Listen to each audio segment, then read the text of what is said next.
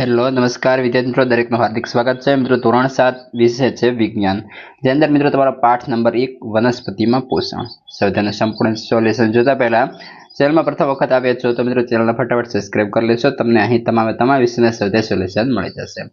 તો મિત્રો સૌથી શરૂઆત કરીએ. પહેલો પ્રશ્ન છે, સજીવોને ખોરાક લેવાની જરૂર શા માટે છે? ઉત્તર, સજીવોને કાર્ય કરવા માટે જરૂરી શક્તિ મેળવવા, શરીરની વૃદ્ધિ અને વિકાસ કરવા, શરીરના ઘસારાની મરામત માટે તથા શરીરને તંદુરસ્ત અને નિરોગી રાખવા માટે ખોરાકની જરૂર હોય છે.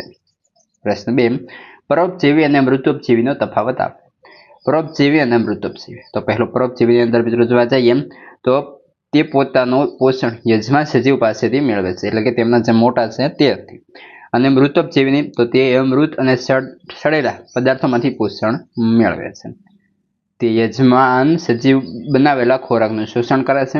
તે સડેલા પદાર્થો પર પાચક રસનો સ્ત્રાવ કરી દ્રાવણ બનાવી તેમાંથી પોષક તત્વો મેળવે છે. અમરવેલ પરોપજીવી વનસ્પતિ છે. મોટા ભાગની ફૂગ છે મૃતોપજીવી છે. પ્રશ્ન 3, પર્ણમાં સ્ટાર્ચની હાજરી કેવી રીતે ચકાસશો? ઉત્તર, તો કે પહેલો છે, સૂર્યપ્રકાશમાં રહેલી વનસ્પતિનું એક લીલું પર્ણ તોડો.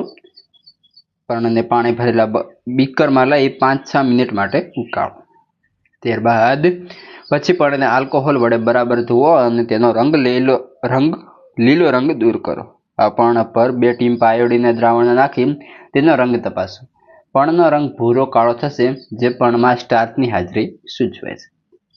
પ્રશ્ન 4, જે અંદર મિત્રો જોઈએ તો કે લીલી વનસ્પતિમાં ખોરાક બનાવવાની ક્રિયાનું ટૂંકમાં વર્ણન કરો. ઉત્તર, લીલી વનસ્પતિના પર્ણમાં લીલા રંગનું રંજક દ્રવ્ય આવેલું હોય છે, જેને હરિત દ્રવ્ય એટલે કે ક્લોરોફિલ કહે છે. તે પર્ણને સૂર્ય ઉર્જાનું પોષણ કરવામાં મદદ કરે છે.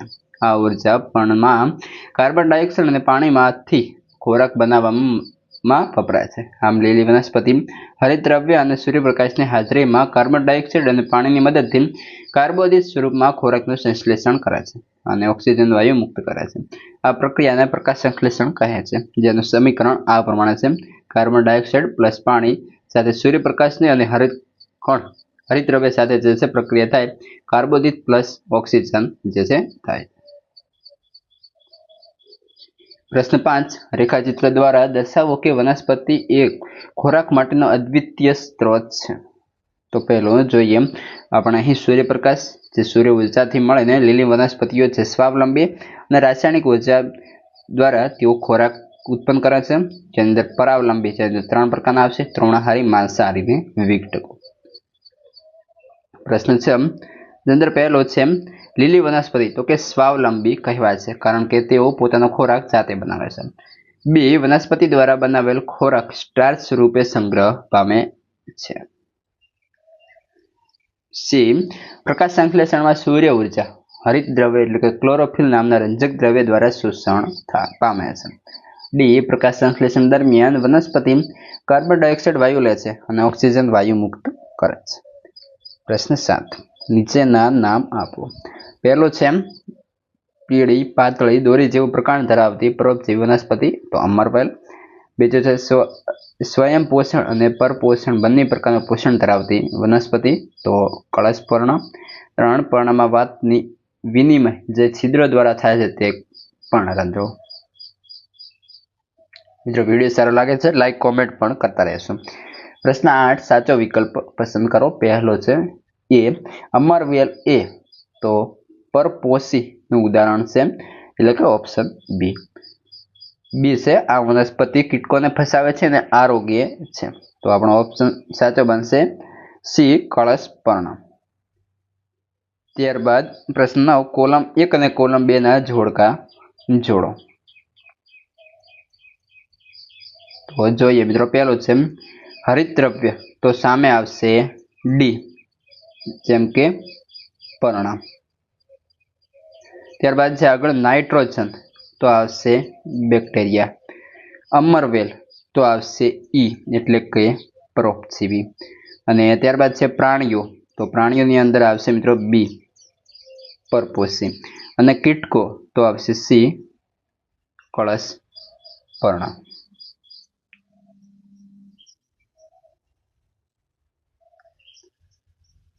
પ્રશ્ન 10 સાચા વિધાન સામે ટી એટલે કે ટ્રુ અને ખોટા વિધાન સામે એફ એટલે કે ફોલ્સ કરો. 1 પ્રકાશ સંશ્લેષણ દરમિયાન કાર્બન ડાયોક્સાઇડ વાયુ મુક્ત થાય છે. એફ.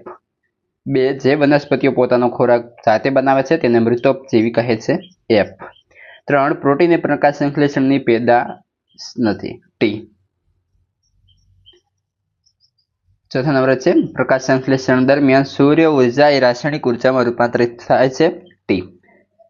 પ્રશ્ન 11 નીચેના આપેલા વિકલ્પોમાંથી ખરો વિકલ્પ પસંદ કરો. પ્રકાશ સંશ્લેષણ માટે વનસ્પતિનો કયો ભાગ વાતાવરણમાંથી કાર્બન ડાયોક્સાઇડ લે છે? Option B પર્ણરંધ્ર.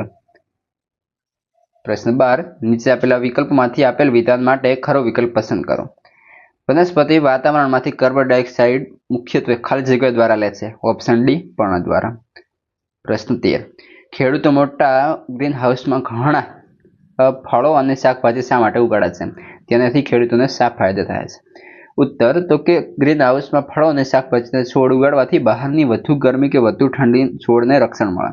આથી છોડનો યોગ્ય વિકાસ થઈ શકે અને ગ્રીન હાઉસ ફળ અને શાકભાજી ઉગાડવાથી ખેડૂતને થતા ફાયદા આપણે નીચે મુજબ જોઈએ. તો કે ગ્રીન હાઉસમાં તાપમાનનું નિયંત્રણ થઈ શકે છે. આથી કુમળા છોડને ખૂબ ગરમીમાં અને ઠંડીમાં રક્ષણ મળે છે. તેથી ખેડૂતોને પાકનો ઉતાર સારો થાય છે. ગ્રીન હાઉસમાં ઉગાડેલ છોડને પ્રાણીઓ નુકસાન પહોંચાડી શકતા નથી. તેથી ખેડૂતના પાકનું નુકસાન થતું અટકે છે. ફળો અને શાકભાજીના છોડને ઉછેરવા માટે ખેડૂતને વિશેષ કાળજી લેવી પડે છે, જે ગ્રીન હાઉસમાં જ શક્ય બને છે. મિત્રો, હવે આગળના સ્વાધ્યાયનું સોલ્યુશન તમને આપણી ચેનલ પર મળી જશે અને અન્ય વિષયના પણ મળી જશે.